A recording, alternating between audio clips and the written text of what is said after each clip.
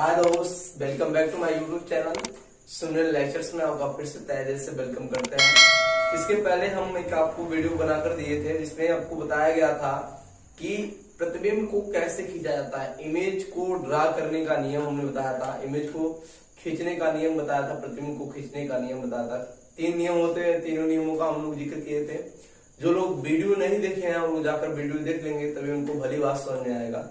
ठीक है, आप अगर उस वीडियो को नहीं देखे हैं और इस वीडियो को देख रहे हैं तो इस वीडियो को तुरंत होल्ड कर दीजिए और जाइए उस वीडियो को देख करके तब इस वीडियो को देखेंगे, तब आपको समझ में आएगा। तो आज हमारा टॉपिक है क्या, अवतल दर्पण द्वारा प्रतिबिंब का बनना, image formation by concave mirror. ठीक है, स्फेरिकल मिरर जो होता है, गोली दर्पण जो होता है वो 2 प्रकार का होता है, एक अवतल और एक उत्तल, ये आपको बताया गया था। ठीक है, और समतल दर्पण की भी बात हुई थी। तो हम लोगों को मुख्य तौर पे 2 ही दर्पण का पढ़ना, प्रतिबिंब का पढ़ना होता है, एक अवतल का पढ़ना होता है और एक उत्तल का पढ़ना होता है। ठीक है, हम लोग जानते हैं कि समतल दर्पण में आभासी प्रतिबिंब बनता है क्योंकि सीधा बनता है तो तुरंत स्पष्ट जान जाएंगे कि हाँ आभासी बन रहा है। लेकिन यह उत्तल में और अवतल में आभासी बनता है कि वास्तविक बनता है, इन सारी स्थितियों का हम लोग क्रमवार ढंग से अध्ययन करेंगे। ठीक है, आप आइए हम हमारे संग और मैं आपको अध्ययन कराऊंगा इस बात का। आइए देखते हैं उत्तल दर्पण, अवतल दर्पण को सबसे पहले पढ़ते हैं हम लोग। अवतल दर्पण, यहाँ पे एक अवतल दर्पण बनाएंगे, मैंने अवतल दर्पण ड्रा कर दिया, आप भी देखिए ये अवतल दर्पण है। ये हमारा क्या है, पोल है। ठीक है, पोल है, यहाँ पे P हो जाएगा और यहां आपका क्या हो जाएगा, F हो जाएगा, यहां C हो जाएगा, यहां इनफाइनाइट हो जाएगा। अब इसमें देखिए कितनी स्थितियां बन सकती हैं। प्रतिबिंब उसका बनेगा जब आप क्या रखेंगे, वस्तु रखेंगे। जब वस्तु रखेंगे तभी प्रतिबिंब बनेगा। तो आप इस अवतल दर्पण के सामने दर्पण का द्वारक ये M1 M2 है, M1 M2 क्या आपका दर्पण का द्वारक है, और इसके सामने आप वस्तु रखेंगे तो वस्तु से प्रकाश किरण चलेगी और यहां से रिफ्लेक्ट होने के बाद कहीं न कहीं उसका प्रतिबिंब बनेगा ही बनेगा।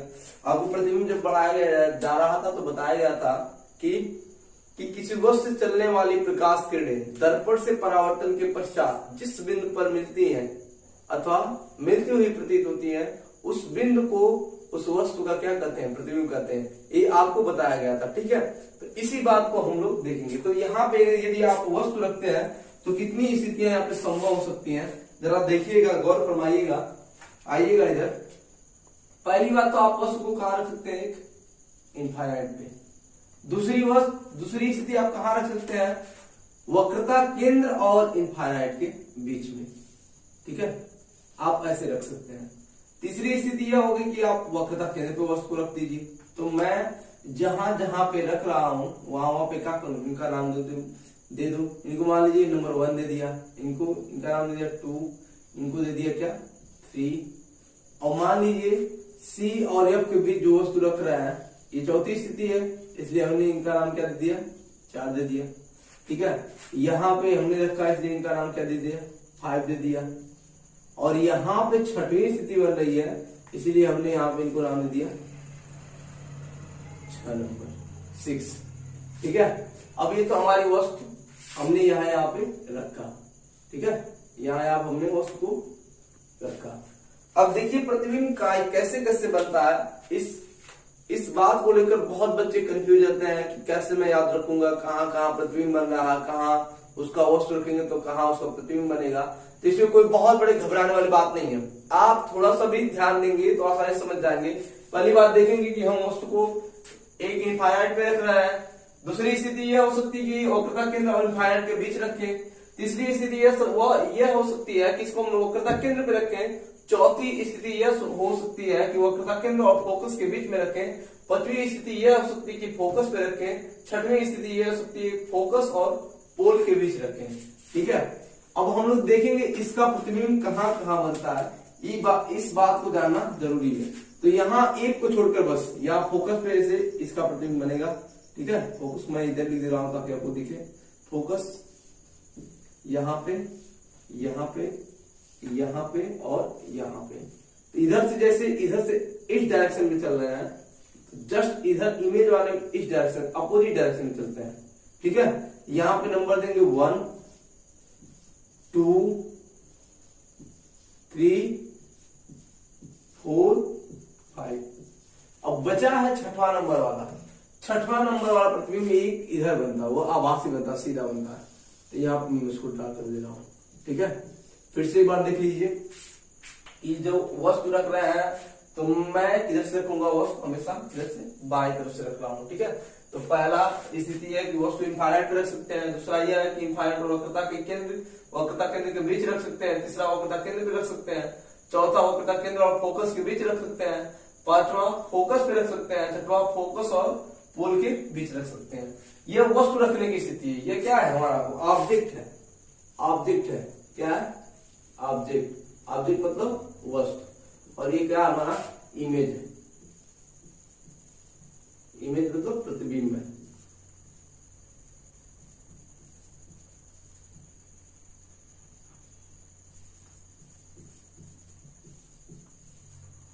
प्रतिबिंब है। ठीक है, अब इसको आप आसानी से देख सकते हैं।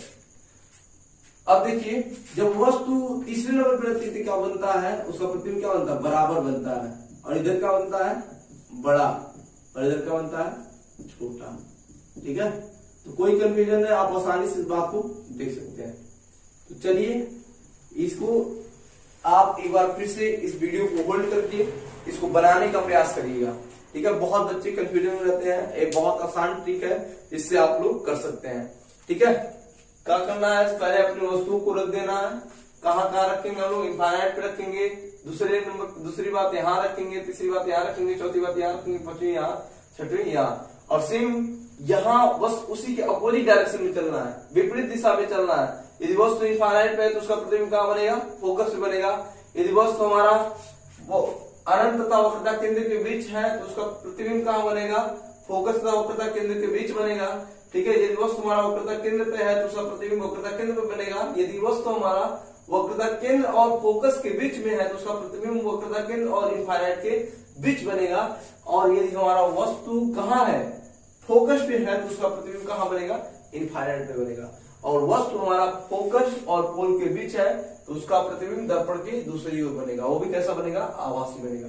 ठीक है, तो इसका स्क्रीनशॉट ले लीजिएगा। ठीक है, स्क्रीनशॉट ले लीजिए, मैं आगे आपको समझाता हूँ, एक एक स्थिति के बारे में विस्तार से वर्णन करता हूँ। आइए देखा जाता है, स्क्रीनशॉट ले लिए।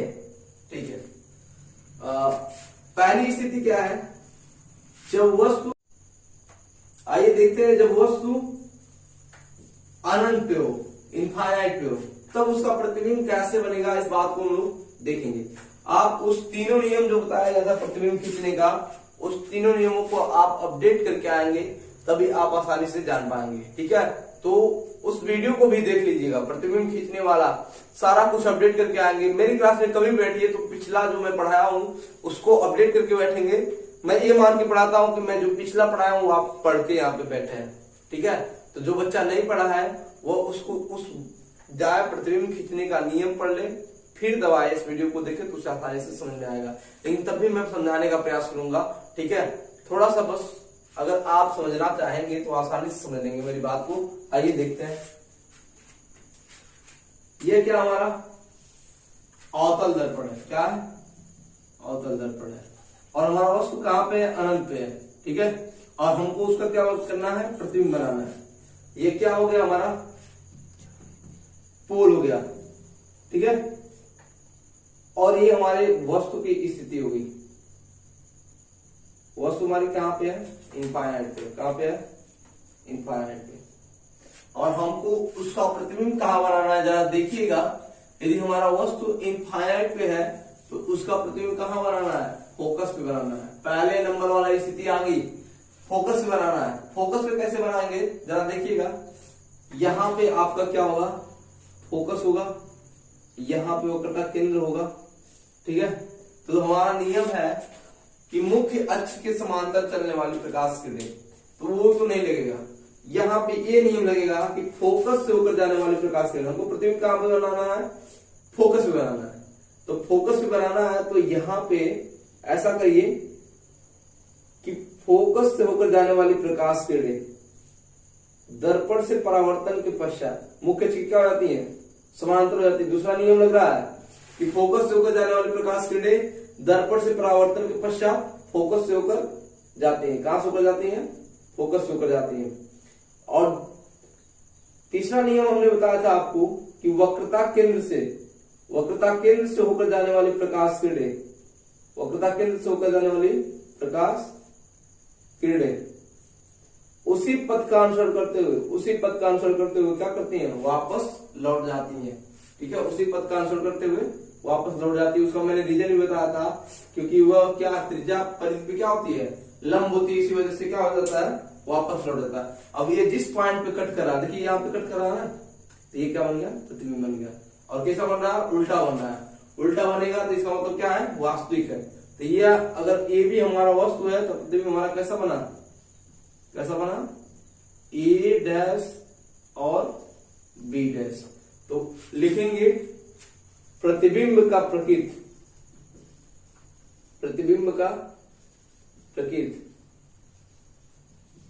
Nature of image. ये हमेशा पूछता है कि प्रतिबिंब का प्रकृति बताइए। ठीक है, नेचर ऑफ इमेज। तो यहां पे हो जाएगा, पहली बात तो उल्टा है तो क्या है, वास्तविक उल्टा फोकस पर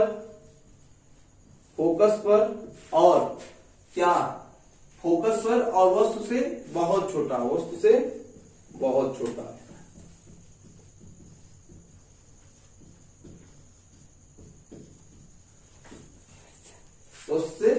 छोटा। ये क्या प्रतिबिंब का प्रकृति है। तो आप भी इसको बनाने का प्रयास करिए। स्केल लेके बैठेंगे नहीं, स्केल और लंगड़ा प्रकार ये दोनों चीज लेके आप बैठेंगे तभी प्रकाशिकी को पढ़ने में मजा आएगा। अब विदाउट स्केल का आप सोचिए प्रकाशिकी पढ़ लें तो नहीं पढ़ पाएंगे, कभी नहीं ऐसा हो सकता है। ठीक है, तो आप स्केल वगैरह लेके बैठिए ताकि आप आसानी से इसको ड्रा करते चले और आपके पास मेरी चीजें पहुंचते रहे। और आगे चलिए देखते हैं दूसरा सिचुएशन क्या है। दूसरा भी हम लोग क्रिएट करेंगे। आइए गौर फरमाइए, देखते हैं दूसरा। फिर यहां में 6 स्थिति है, 6 स्थितियों को एक एक करके हम लोग पढ़ेंगे। यहां पे फिर अवतल दर्पण बनाएंगे। अवतल दर्पण बना दिए।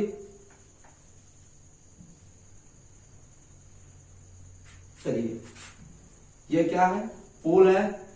यहां पे F होगा आपका, यहां पे C होगा और यहां पे इनफाइनाइट। लेकिन स्थिति हमारी क्या है, जब वस्तु कहां पे हो। दूसरी स्थिति क्या है, जब वस्तु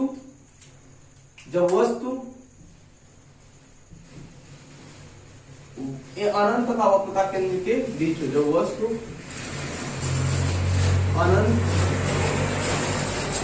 अनंत तथा वक्रता केंद्र के बीच में हो। ठीक है, तब उसका प्रतिबिंब कहां बनेगा भाई। यहां हम लोग फॉर्मूले क्रिएट जो हम लोग ट्रिक बनाया उससे क्लियर कर लेंगे। ठीक है, तो कहां बन रहा भाई, जब वस्तु अनंत तथा वक्रता केंद्र के बीच में हो तब उसका प्रतिबिंब कहां बन रहा है। आप देखिए, बताइए दूसरा नंबर वाली टोपी कहां दिख रही है, दूसरे नंबर वाली टोपी यहां दिख रही है, यहां पहिना तो यहां बन रहा है। यानी कि जब वस्तु हमारा अनंत तथा वक्रता केंद्र के बीच में है तो उसका प्रतिबिंब कहां बन रहा है, फोकस और वक्रता केंद्र के बीच में। तो हमको प्रतिबिंब अपना कहां बनाना है, फोकस और वक्रता केंद्र यानी कि इसके बीच में कहीं बनाना है। इसके बीच में बनाना है तो क्या यहाँ पे नियम लगाएंगे, देखिएगा यहाँ पे हमारा वस्तु रहेगा। ठीक है, अनंत तथा वक्रता केंद्र के बीच में हमने रख दिया। जब वस्तु हमारा कहाँ है, अनंत तथा वक्रता केंद्र के बीच में, तो लगाएंगे दूसरा नियम कि मुख्य अक्ष के समांतर चलने वाले प्रकाश किरणें, मुख्य अक्ष के समांतर चलने वाले प्रकाश किरणें दर्पण से परावर्तन के पश्चात फोकस होकर जाती हैं। ठीक है, और दूसरा नियम यह होगा कि वक्रता केंद्र से होकर जाने वाली प्रकाश किरणें उसी पथ का अनुसरण करते हुए क्या होती हैं, वापस लौट जाती हैं। ये आपको बताया गया था। ठीक है, तो देखिए जहां जिस पॉइंट पे कट करेगा वहीं पे आप क्या बना देंगे, इमेज बना देंगे। जिस पॉइंट पे कट यहाँ पे किया ना, ये यहाँ पे किया ना, तो यहाँ पे आप ऐसे बना देंगे। तो यहाँ हो जाएगा, ये भी हमारा वस्तु हो जाएगा। तो प्रतिबिंब हमारा क्या जाएगा, ए डैश बी डैश। उल्टा बन रहा ना, यानी कि इसका नीचे वाला सिरा ऊपर आ जाएगा, ऊपर वाला सिरा नीचे आ जाएगा। समझ में आई बात। तो ये इसका प्रकृति लिखेंगे कैसे? प्रकृति लिखेंगे वस्तु से छोटा, उल्टा है तो क्या है? वास्तविक है, वास्तविक है। और क्या लिखेंगे? फोकस तथा वक्रता केंद्र के बीच, फोकस तथा वक्रता केंद्र के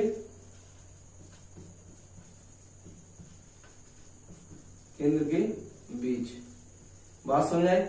फिर से देख लीजिए कि मुख्य अक्ष के समांतर चलने वाले प्रकाश किरणें दर्पण से परावर्तन के पश्चात फोकस से होकर जाती हैं और वक्रता केंद्र से होकर जाने वाले प्रकाश किरणें दर्पण से परावर्तन के पश्चात उसी पथ का अनुसरण करते हुए वापस लौट आती हैं। और आपको इसका कारण पता है क्यों ये वापस लौटती हैं। बार बार मैं इसका जिक्र कर रहा हूं क्योंकि ये चीजें बताता नहीं हूं कोई क्यों वापस लौटती हैं, और मैं उसका रीजन आपको दिया था। ठीक है, क्योंकि आप मुझसे जुड़े हैं तो आप पूरे साइंस का मजा आने वाला है।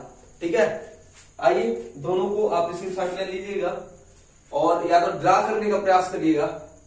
अब मैं इसको इरेज करूंगा, ठीक है, इसको इरेज करूंगा इन दोनों स्थितियों को, ताकि फिर से बनाओ फिगर। चलिए आइए तीसरी स्थिति को पढ़ते हैं। जब वस्तु कहां पे हो, तीसरा स्थिति हमारा है जब वस्तु वक्रता केंद्र पे हो।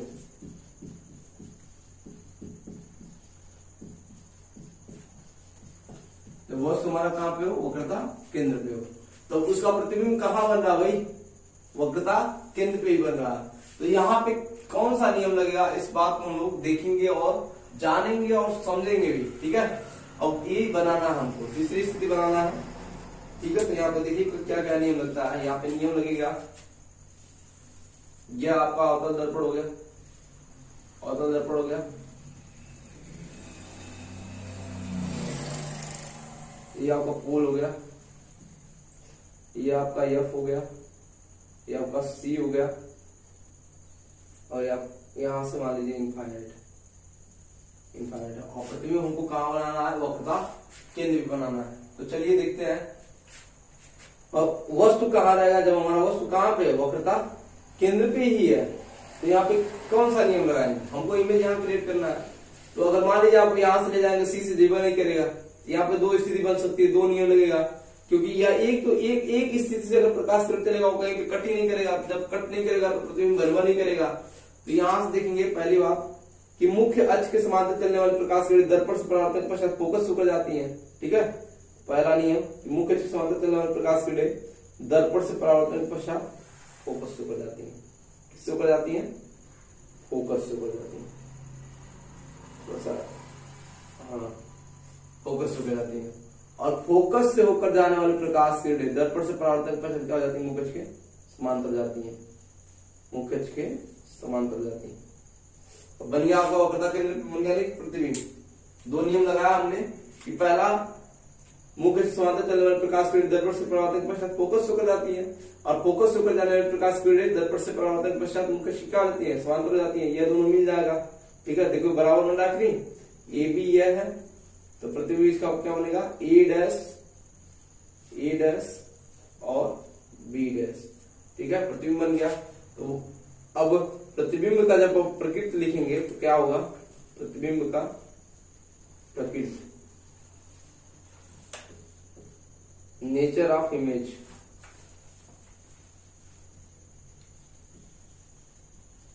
तो क्या होगा? पहली बात तो उल्टा है तो क्या है? वास्तविक है।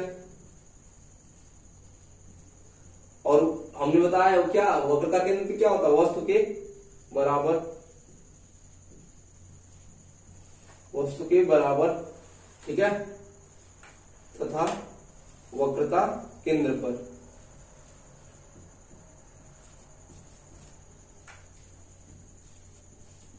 ठीक है, यह है, इसको नोट डाउन करिए या तो स्क्रीनशॉट ले लीजिएगा। ठीक है, चौथी स्थिति क्या है देखते हैं हम लोग। चौथी स्थिति क्या है, इसको मैं थोड़ा सा इरेज कर दूं, इरेज कर दे रहा हूं, आप कर लिए होंगे। तो चौथी स्थिति आपका यह है कि जब वस्तु हमारा वक्रता केंद्र तथा फोकस के बीच में हो। जब वस्तु वक्रता केंद्र तथा फोकस के बीच में हो।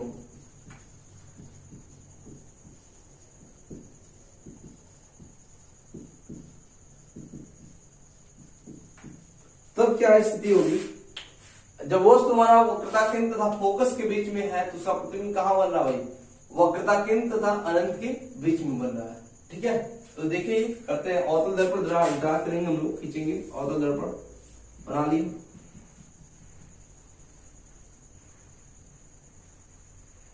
अब यहाँ पे पोल है, ठीक है, यहाँ पे एफ है, यहाँ पे सी है, डॉट डॉट इंफाइनाइट है। ठीक है, और हमको वस्तु कहाँ पे रखना है, सी और एफ के बीच में रखना है, सी और एफ के बीच में रखना है। और हमको प्रतिबिंब कहाँ बनाना है, प्रतिबिंब कहाँ बनाना भाई, कि यह वक्रता केंद्र के बाद बने।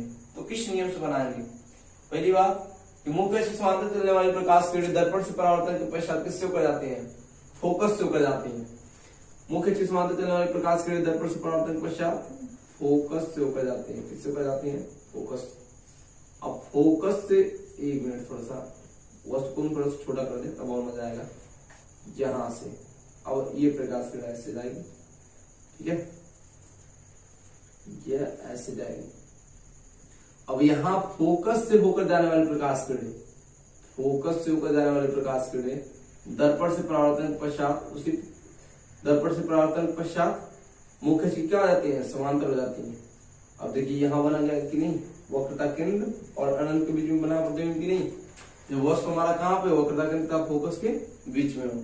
यहाँ पे लिखेंगे वस्तु का नाम ए बी, और हमारा वस्तु ऑब्जेक्ट प्रतिबिंब बनेगा क्या, ए डैश बी डैश, बन गया हमारा प्रतिबिंब, बन गया। उल्टा बना है ना तो ऊपर वाला नीचे रहेगा, हाँ ठीक है, उल्टा बना जस्ट तो ये भी ये तो रहेगा, ए डैश बी डैश। और जब उल्टा है तो क्या है, वास्तविक है। और प्रतिबिंब का प्रकृति कैसे लिखेंगे, प्रतिबिंब का प्रकृति, प्रतिबिंब का प्रकृति, नेचर ऑफ इमेज।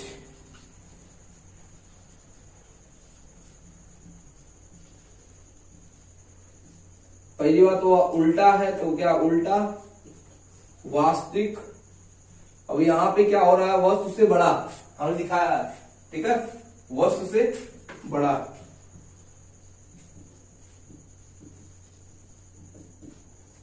तथा वक्रता केंद्र और इन्फानाइट के बीच में, वक्रता केंद्र, वक्रता केंद्र तथा अनंत के बीच में।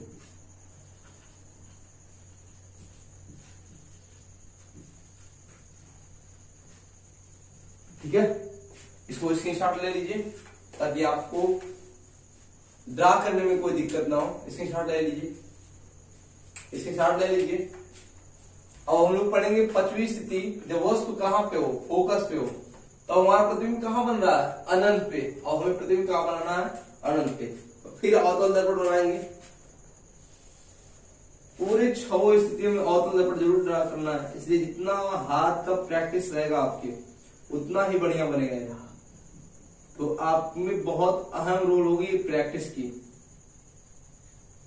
यह जितने बढ़िया से आप प्रैक्टिस किए रहेंगे उतना ही बढ़िया बनेगा। यम1 यम2 देखिए कितना अच्छा बन रहा है। ये क्या आपका क्या हो गया, पी, यहां पे क्या हो गया, एफ हो गया, यहां पे सी हो गया, डट डट डट डट। फोकस पे रखना है, फोकस पे रखना है। और हमको प्रतिबिंब कहां बनाना है, अनंत बनाना। हमने फोकस पे रख दिया। अब देखिए मुख्य से समांतर चलने वाली प्रकाश किरण दर्पण से परावर्तन पश्चात कहां से जाती है, फोकस से जाती है। और वक्रता केंद्र से होकर जाने वाली प्रकाश किरणें, वक्रता केंद्र से होकर जाने वाली प्रकाश किरणें उसी पथ का अनुसरण करते हुए क्या करती हैं, वापस लौट जाती हैं। तो हम लोग मानेंगे, ऐसी कल्पना करेंगे कि यह प्रतिबिंब कहां पे मिल रहा है, अनंत पे मिल रहा है। कहां पे मिल रहा है, अनंत पे मिल रहा है। ये कल्पना करेंगे कि हमारा प्रतिबिंब कहां बन रहा है, अनंत पे बन रहा है। ये किरणें देखिए कहीं जाके अनंत, दूर अनंत पे मिलेंगी। तो हमको पांचवा कहां बनाना है, अनंत बनाना। तो हम जान रहे कहीं अनंत पे जाके मिल रहा होगा। ठीक है, तो इसका लिखेंगे प्रतिबिंब का प्रकृति में क्या लिखेंगे, प्रतिबिंब के प्रकृति में, प्रतिबिंब की प्रकृति लिखेंगे वस्तु से बहुत बड़ा, वस्तु से बहुत बड़ा, वास्तविक और देखिए यहाँ पे उल्टा बन रहा है ना, तो उल्टा और कहा अनंत पे। बात समझ में आई? ठीक है, ये आपकी कौन सी नंबर स्थिति? 5वीं नंबर। 6वीं नंबर स्थिति को हम लोग समझेंगे। 6वां, जब वस्तु कहां पे हो।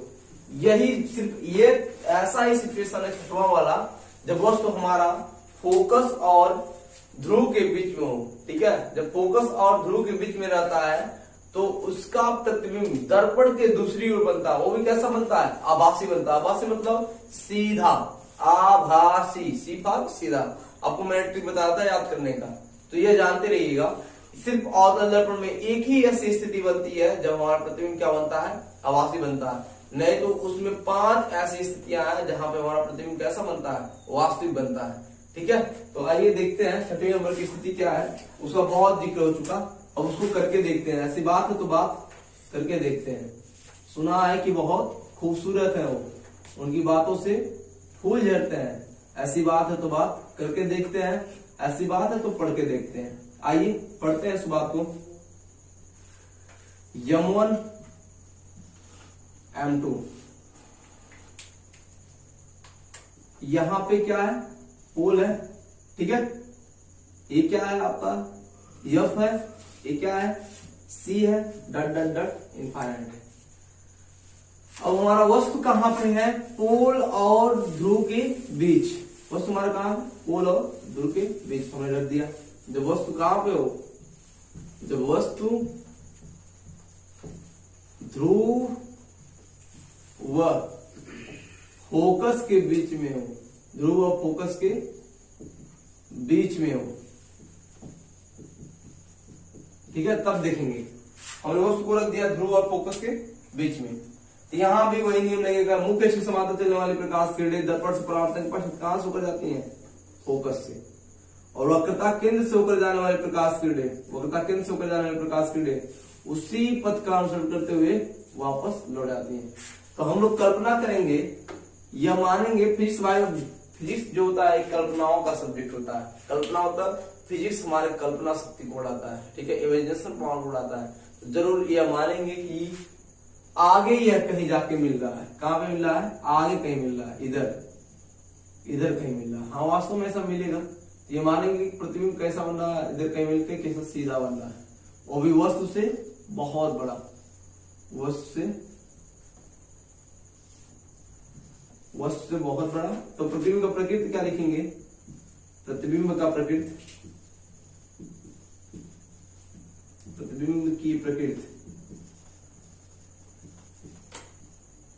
वस्तु से बहुत बड़ा,